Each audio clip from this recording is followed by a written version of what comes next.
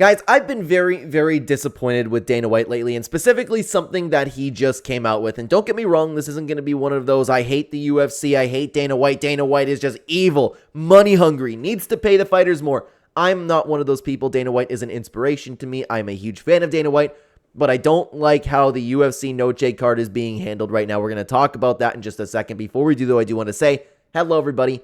Welcome back to another video. If you are new here, my name is Kyle. I am your guy with many YouTube channels. I want to bring you over to MMA Junkie over here because Dana White mentioned about the UFC Noche card and what is to come over with it. My face cam's covering just a little bit, so I'm going to circle up over here. Dana White told somebody, or some reporter, I don't remember where it came from, excuse me, I'm already 17 million to this thing, and we're not even anywhere near September yet. I keep telling you guys, it's going to be the most unique, badass show you've ever seen in sports, and that's not new. Dana White has mentioned that quite a bit, like talking about Noche UFC, and I apologize. I've had some criticism. I don't know, like this probably makes me look so stupid. Might be saying Noche wrong. Noche, I'm sorry. I'm very, very sorry about that, guys. I know that's not exactly what you want to hear from somebody making a YouTube video over here, but I used to be calling it UFC Noche, so that's a little bit of a plus. But anyways, Dana White has been promoting this card to be ultimately kind of better than UFC 300. He's saying stuff like it's going to be the greatest combat sports event of all time, and he's saying this after UFC 300, so fans are understandably thinking, hey, they're going to stack this card. We're going to get McGregor Chandler. We're going to get O'Malley Merab. We're going to get Holloway Topuria. We're going to get 3 banger title fights and an entire card full of amazing Mexican fighters. It's going to be a love letter to Mexican fans. There's nothing wrong with that. I've always been very pro Mexican cards because the fighters are awesome and the fans are some of the best fans that you'll ever see. So Noche UFC, I am a huge fan of. But as of right now, here's the other thing that this is the only problem that we have. Let me bring you back over to MMA Junkie over here. So Dana White said that they're going to have 10 fights. 10 fights. And this is what we already have over here, okay? Anthony Hernandez versus Michelle Pereira, Irene Aldana versus Norma Dumont, Yasmin Yorgui versus Ketlin Souza, Ignacio Bahamondes versus Manuel Torres, Kevin Borjas versus Edgar Sherez, and Ode Osborne versus Luis Rodriguez. All of these, besides Irene Aldana and Norma Dumont, I mean, like, even Norma Dumont, but then again, like, nobody watches Norma Dumont for exactly, like, the amazing skill set, but all of those fights, except for the Aldana fight, are actually bangers. I can't wait to watch Anthony Hernandez versus Michelle Pereira. That's amazing. Yasmin Yorgui versus Ketlin Souza is a very, very fun fight in that division. Ignacio Bahamondes is always a blast. Kevin Borjas versus Edgar Sherez is going to be a banger, and I personally always love watching Ode Osborne fight. So these fights that are on right now are great.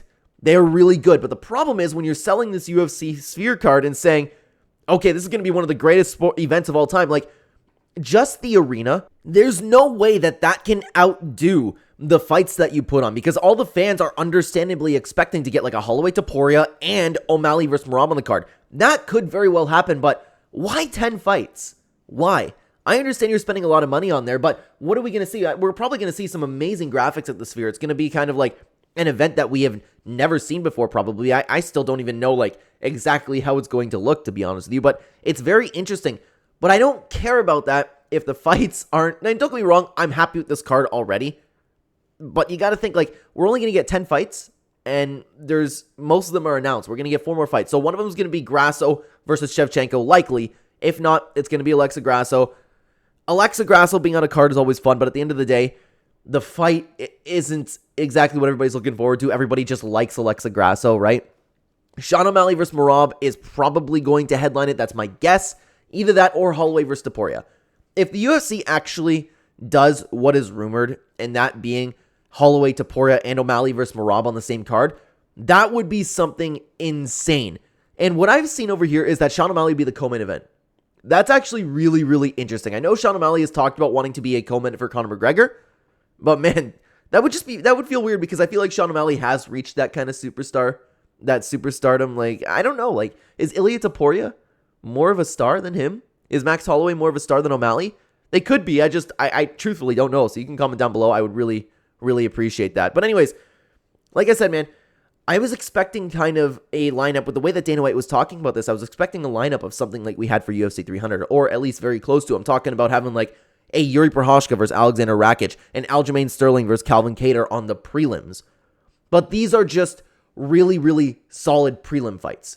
And one of them is going to be on the main card, which doesn't make sense. Like, are we just not going to have early prelims, or is there going to be one fight on the early prelims? Where I'm stuck is why 10 fights? Why? You're having this magnificent event and you're going to cut the time in there? Like, does it matter that much? I actually don't know. Does it matter that much? Are you spending so much money to have so much time in there? And you have to make sure that it doesn't go past like 1 a.m. or it starts at 7 p.m. or something like that? I don't get it. This doesn't feel like the love letter to the Mexican fans that everybody's been talking about. I would imagine some big graphic with like a Mexican flag is going to go on there. I think it's going to be really cool. It's going to be insane to watch and insane to be there for a live experience. But this isn't anywhere near the best card in UFC history. Anywhere near it. The fights are solid. I personally can't wait to watch this card already, regardless of what the last 4 fights are going to be. And I'm assuming these last 4 fights are going to be ahead of these fights that we already have over here. Let me bring you back to those fights. I'm assuming that the fights are going to be better than this. We could get Anthony Hernandez versus Michelle Pereira and Irene Aldana versus Norma Dumont on the main card. And then we have more fights that are added that are kind of to this level. What I can see actually happening is, let's say they pick the main event, whether it's Sean or Holloway. They stick that there. Grasso versus whoever. If you want to have her have a super fight, that would be way more interesting. And then you take 2 of these fights, put it on the main card, and then you just continue on just making little... I don't mean to call them little fights, because again, they're really good fights. I'm really going to enjoy watching them. I hope you guys understand what I'm saying here. And this is the only thing that I have issues with Dana White. He's overselling this thing so much. This is going to be the greatest combat sports event you've ever seen. I'm going to blow the roof off. I keep telling you guys, it's going to be the most unique, badass show you've ever seen in sports. Are you really going to have something bigger than Holloway knocking out Gaethje with 1 second left after what he did? Are you really going to have something that's going to outsell something like Conor McGregor versus Khabib Nurmagomedov? There's no way. There's no way. And I love Dana White. I'm a huge fan of Dana White, but I just don't like it when he does this. Because we all know, it's like the same thing that he's doing right now, where it's like he's overselling Jon Jones. Jon Jones is the best. Jon Jones is the greatest pound-for-pound fighter ever. What'd you say? What was that? What was that? No, Jon Jones. Jon Jones is the best fighter ever. This event, you try me. And this power slap thing, too. The power slap. I understand I'm kind of diving into Dana White. And again, you guys need to understand, I'm not one of those Dana White haters, okay? It's just recently he's been doing some stuff like where it's like...